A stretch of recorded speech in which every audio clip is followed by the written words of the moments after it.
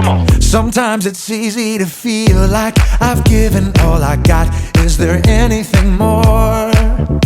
I get down, get stuck, boxed in, locked up. I gotta get moving, moving. Gotta get moving, moving. And all I see right in front of me are endless possibilities. Birds flying high and the planets in the sky. So creative, so innovative. How the river flows and how the grass grows. So creative, so innovative.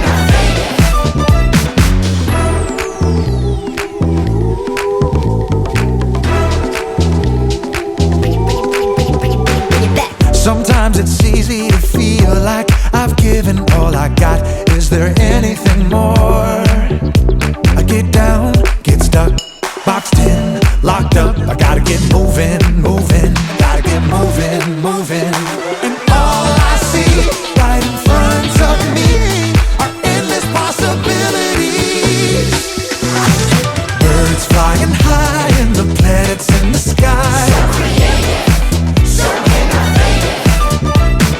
How the river flows and how the grass grows. So creative, so innovative. A tiny little seed growing everything we need. So creative, so innovative. Turning sound into a song makes me wanna sing along. So creative, so innovative. All these things, they show me who you are. I'm made by you, created for you, and I'll share you with the world. Birds flying high and the planets in the sky. So creative, so innovative. That's right. How the river flows and how the grass grows. So creative, so innovative. A tiny little seed growing everything we need. So creative, yes you are. So innovative. Turning sound into a song makes me wanna sing along. So creative, so innovative.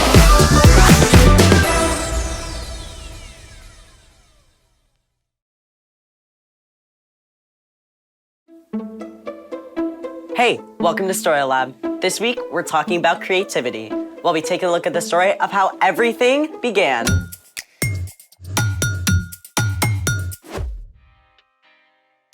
Hey, I'm Skylar. And I'm Sebastian, We're talking about creativity. which is using your imagination to do something new.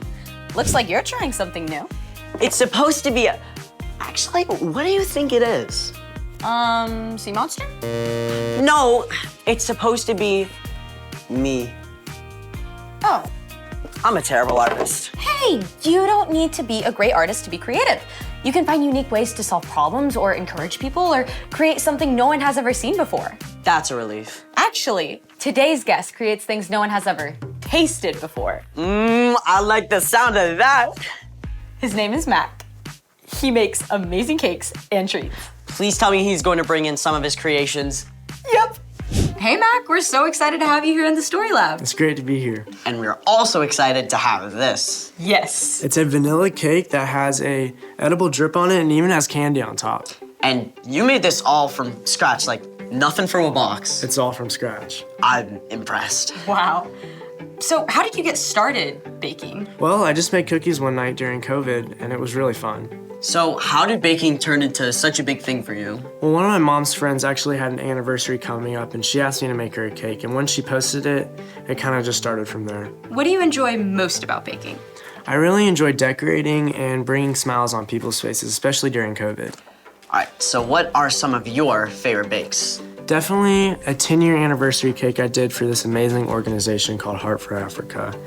Basically, they asked me to make this huge 3-tiered cake. It had so much candy and even had donuts on it, but it was so much fun. That is awesome. What would you say to kids who want to discover their own creativity? I would say that anyone can be creative, and if you have an idea, don't be scared to keep pursuing it. Is there any chance we could try making this cake deliciousness for ourselves? Sure thing. All right, let's all say it. Let's make it! Okay, so first we have this pink icing, and this is called a rosette tip. So first thing we're gonna do is just make a small circle right here. You wanna try? Sure. Okay. Awesome. There you go. Okay, next we'll take this yellow color, and this is called a French tip. Then we'll just basically dot with this right here.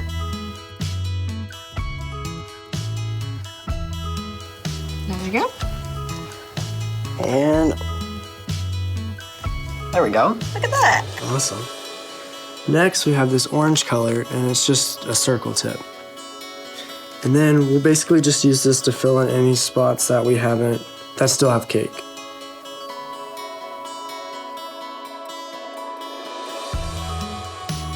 There we go. Okay. Is it sprinkle time? I think it is. Pass them over. You go first. Alrighty. A little bit.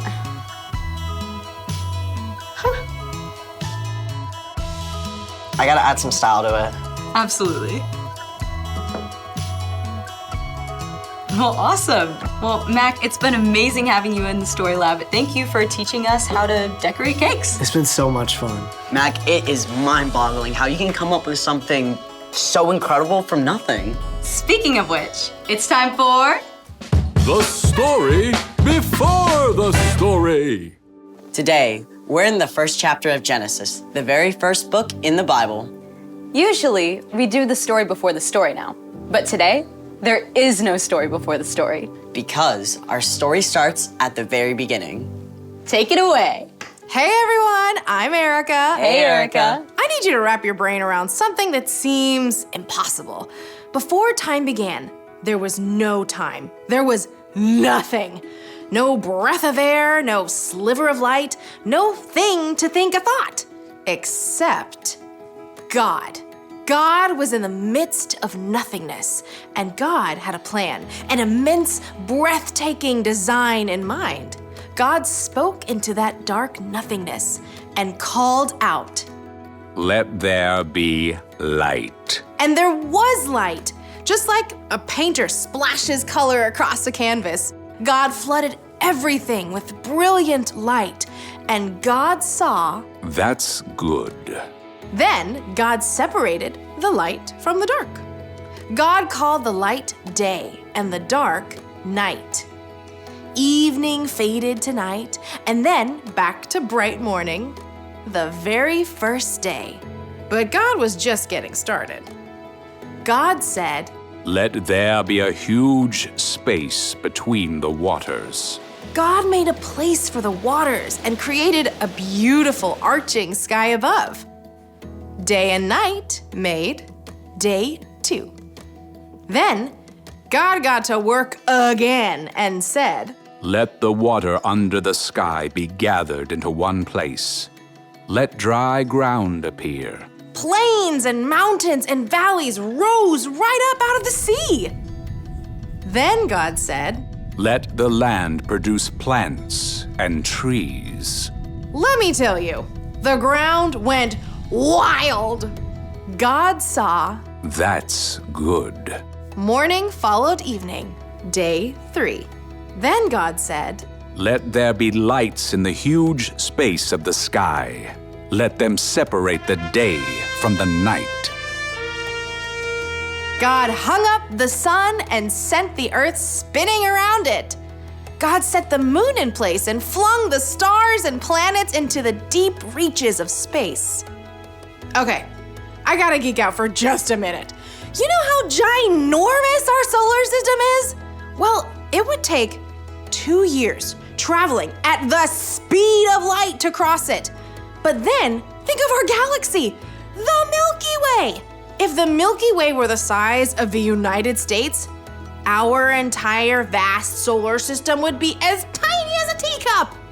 And astronomers believe there could be 2 billion galaxies. Yeah, that's how immense and creative our God is.